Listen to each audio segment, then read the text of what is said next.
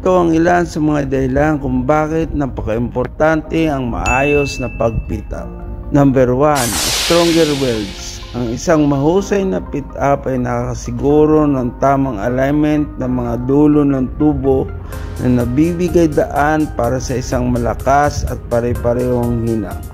Ang hindi magandang pit up ay maaaring humantong sa mga depekto sa weld tulad ng kakulangan ng fusion o hindi kumpletong pagtagos ng hinang na nakukompromiso ang integridad ng pipeline.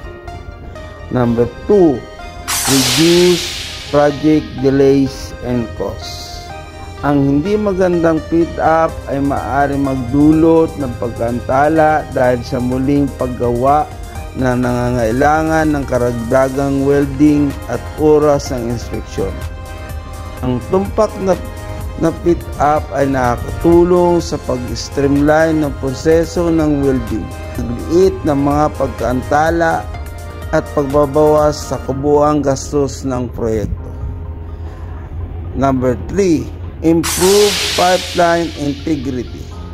Ang pipeline na maayos ang pagkakabit ay hindi gaanong madaling magkaroon ng pagtagas, pag-crack at iba pang posibleng damage na humantong sa isang mas ligtas at maaasahang sistema.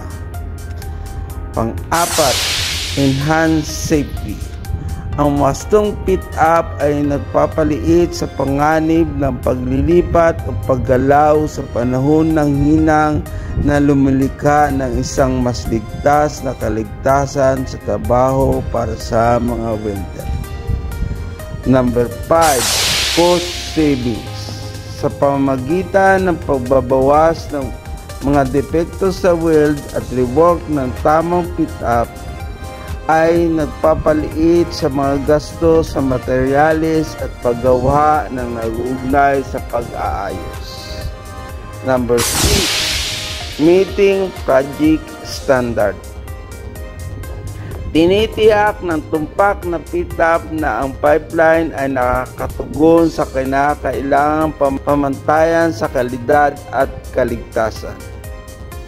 Ang mahusay na pit up ay ang pundasyon para sa isang matagumpay na pipeline project na nakakaapekto sa kahusayan ng konstruksyon ay pangmatagalang pagiging maasahang sistema.